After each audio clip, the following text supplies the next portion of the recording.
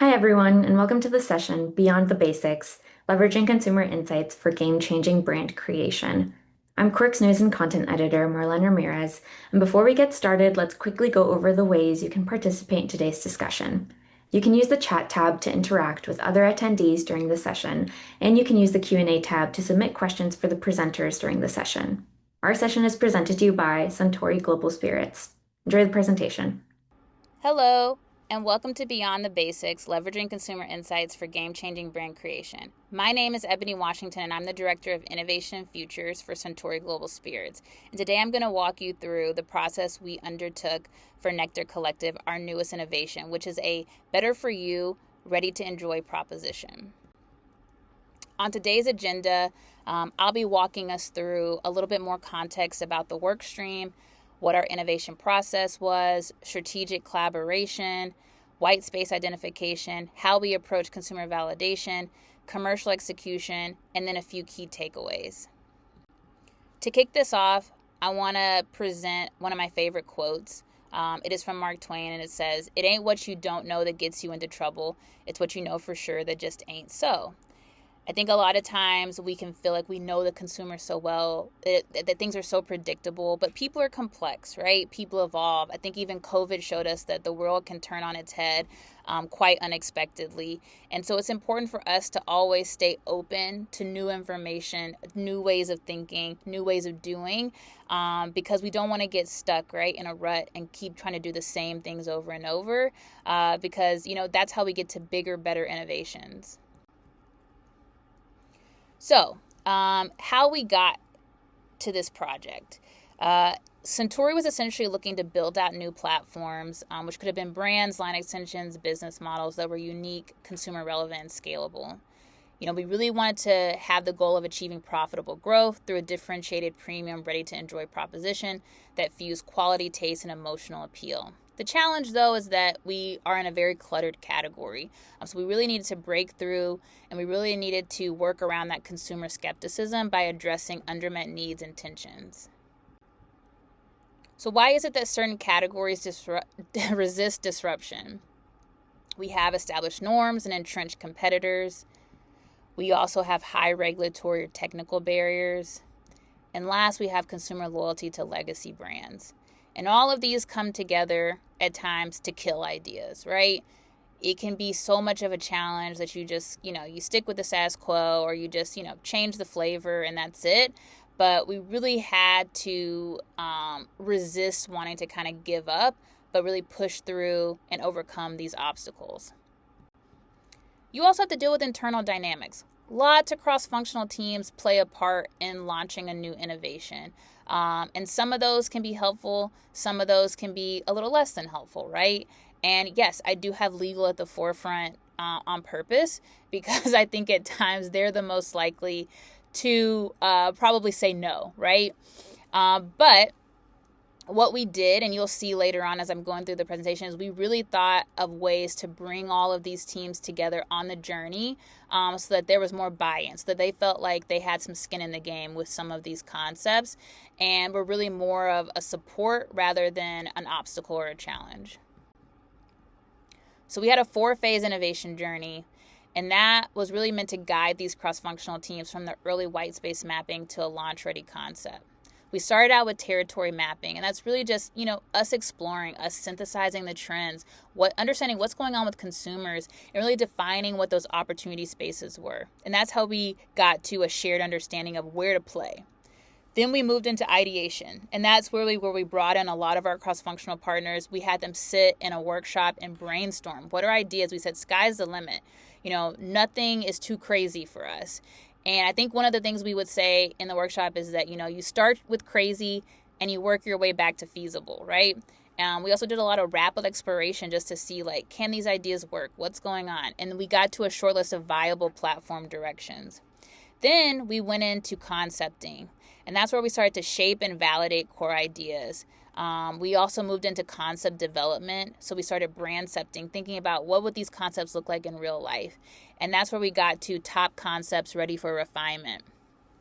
Then we went into planning out our innovation pipeline, really saying, hey, what can we prioritize for next year, for the next, 3 years, the next 5 years, so that we are prepped for growth over time. And then we also started to design packs and optimize based on the consumer feedback. And that's really where we got to a really strong, functional pipeline that was going to really drive growth. So then we moved into, figuring out like what should strategic collaboration look like. We really want to build out and engage teams to get that maximum impact. So you see here like consumer insights, for instance, they were really there to unlock those consumer unmet needs and validate concepts. Of course, they were involved very early in around the territory mapping and the concepting. R&D, they were there, of course, to develop formulas aligned with brand promise. We brought them in during ideating, concepting, design, and marketing. They crafted the brand identity and packaging. We embedded them throughout the ideation and concept refinement process, legal and regulatory. We use them to ensure compliance without compromising that edge, and we engaged at checkpoints. So they may not have been involved like in each kind of like the forming of each part of the innovation process, but we did have regular check-ins just so that they could help guide us and make sure that we weren't going, too far left or too far right. Sales and trade, we had them around to drive retailer buy-in and pricing strategy. So we looped them in at the pipeline activation and concept scoring just to get an idea of like, given that they have all the experience with customers, what do you think that a customer would get excited about? And then we had our steering committee to really provide that strategic alignment and unblock any resourcing. So we engaged them to review progress at certain checkpoints as well.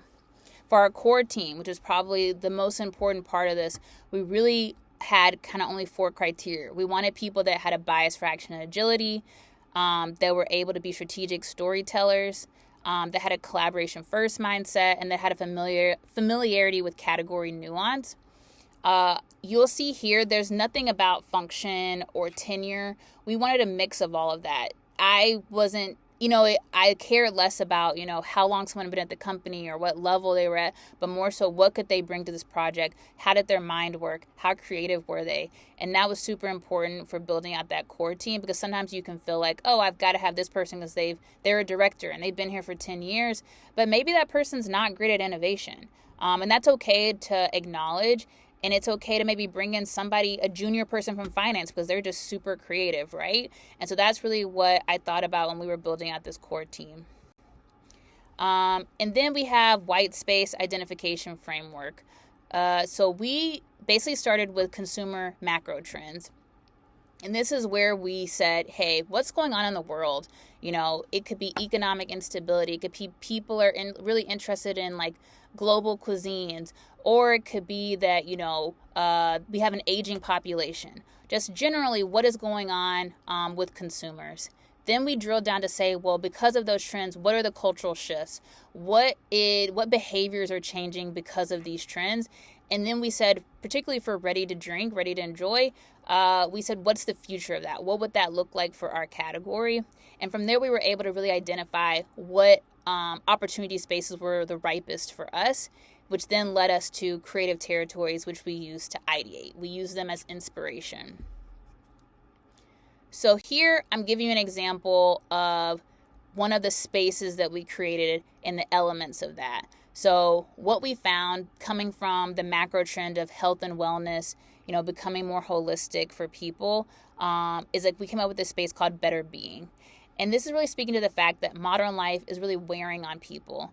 That could be physically, mentally, or emotionally, and as social media reshapes standards of wellness, many are seeking those quick functional benefits and daily rituals to counterbalance that stress and aging.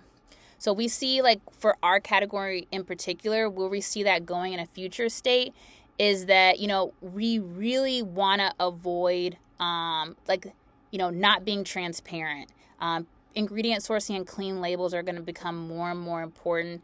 And because right now our category is really saturated with kind of like a lot of unknown ingredients, if you will. For example, Four Loko. So the opportunity that presented itself after we developed this space was an opportunity to break through in the ready-to-drink category, by embracing this conscious consumer and delivering against those holistic lifestyle needs.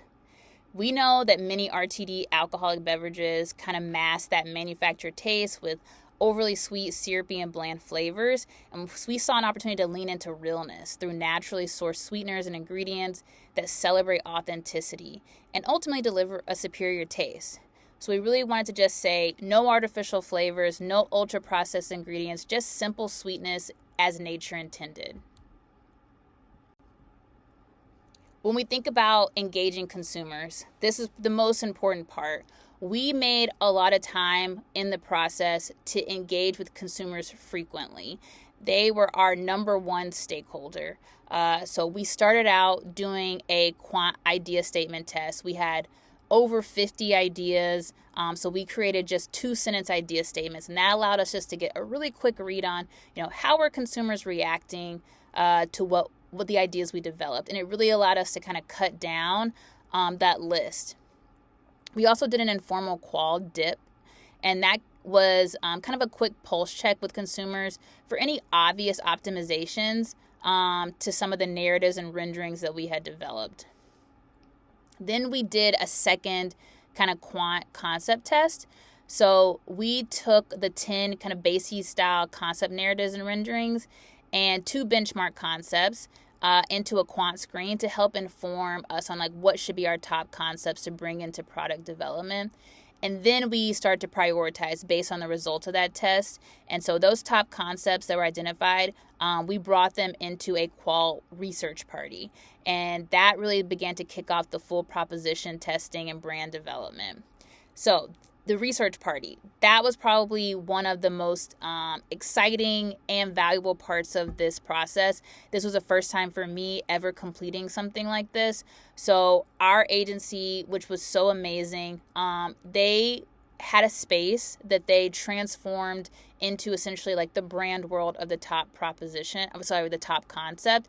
And we invited consumers in to come and live in the brand world, to try prototype liquids, and then to give us feedback on the liquids, on the mood boards, and the experience design for the brand. And the consumers really enjoyed it. They felt super relaxed, and they felt like they were more open to sharing their thoughts. We had everyone to bring a friend. So they really felt like it was kind of like a networking event, if you will. And to the right here, you can see some of the feedback you got. Just people saying, what they loved about it, how it made them feel, and the questions that we got and things that we knew, someone saying I wonder how much sugar is in them. So letting us know that's something that we need to bring to the forefront. And so, yeah, again, this was just a really amazing part of the process where we really got to interact a lot more closely with the consumer and kind of see them in their natural habitat, interacting with what would be the product or the prototype, if you will. So here you can see an early rendering that we presented to consumers in that research party. This was just to give them idea, in addition to being in the room and living within the brand world, this would be a part of the mood board. We showed them some of the marketing materials just to get their feel on, would this inspire you to be curious? Would this inspire you to want to purchase this product? And we got feedback on packaging. We got feedback on, what the assets would look like, what they thought about the in-store element.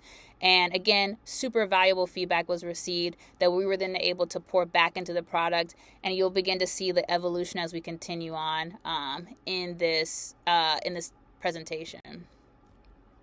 So here you see the final design, right? The Nectar Collective design as it is now.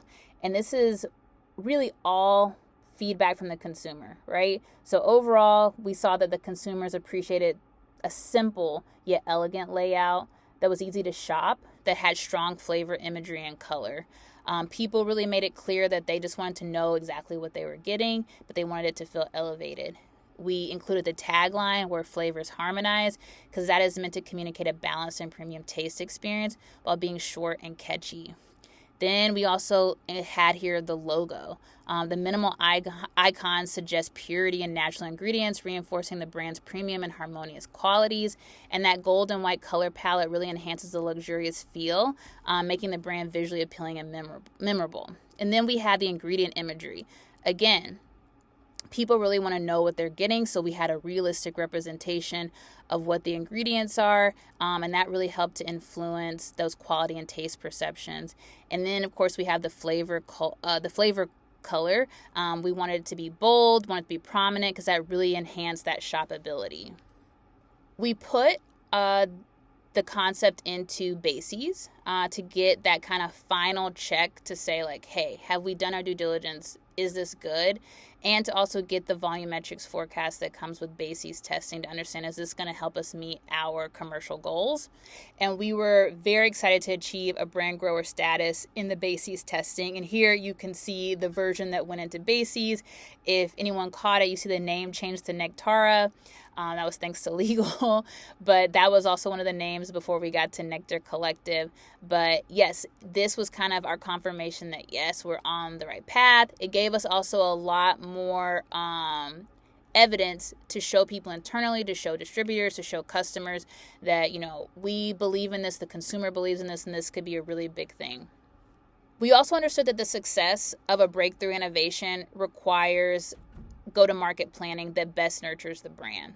So when we thought about the go-to-market criteria, we said we wanted to have consumer-validated concepts, wanted to have breakthrough marketing plans and assets. We needed adequate BI to break through at scale. We wanted customer-validated interest, distributor and commercial alignment. And when we think about alignment areas that we needed to kind of have everybody agree upon, we wanted a refined proposition. We wanted to align on scope, whether this would be regional or national. We wanted to align on the investment model, and we wanted to align on the commercial structure. So what were the incentives, the KPIs, the merchandising?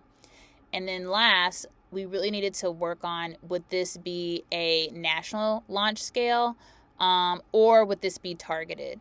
And again, it's just going back to what best nurtures the brand. And this is a really important part for us to input the consumer insights, because we knew that this consumer was more of a holistic, health-minded consumer. And so that's why we wanted to kind of stay targeted so we could really focus in, deliver for that specific consumer, learn a little bit more, and then start to scale and go national. So some key takeaways here are that, you really want to utilize consumer trends to identify those white space opportunities. A lot of times we, again, can say, we know our industry, we know what people want, but it's sometimes important to take a step back and look at the trends and really say, like, hey, what are those unmet needs? What are opportunities? What is no one else doing? Versus sometimes saying, like, I'm just going to copy what a competitor is doing, or like, I already know what we need, etc. You also want to leverage multidisciplinary teams for breakthrough creativity. One, bringing in cross-functional partners allows all of them to stay on the journey instead of, you kind of, making the sausage and then showing it to them, or I guess feeding it to them. This allows you to let them see how the sausage was made. And they feel like because they've helped, that there's more buy-in there. They're more supportive of the concepts. Also, it gives you a diversity of thought. You can get a lot of different ideas there. The way I think is very different than a person in supply chain thinks, than a person in legal thinks. And so it's good to have all those different ways of thinking at the beginning as you're concepting and ideating, just to make sure you're taking all those things into account so you don't get too far down the road before it's too late to change something. You also want to create space for frequent consumer feedback and optimization. This adds time, right? Some testing takes a couple weeks. And so you really want to make sure you have time to talk to the consumer, because again, you don't want to get too far down the road and figure out that, like, oh, people actually don't like this as much, because in this process, you're constantly iterating. Where Nectar Collective started is not how it was when it ended, right? And so by us continuing to check in with the consumer throughout the process, we made sure we weren't moving too far away from the core idea that people love so much. And then last, you want to embed those consumer insights in the commercial plans. I think a lot of times I've seen where, insights don't go into this. It's just kind of like industry experience, is what helps us decide these things. But I think because we knew who this consumer was, that they're a little bit more niche, they need to be targeted in a certain way, that really helped us to develop that go-to-market plan to pick out what the key markets were, etc. So it is super important that you still maintain this respect for the consumer insights even when you get to commercializing the product, or the innovation rather. And so as I wrap this up, I want to do a special thanks to my business partner, Sharice Williams.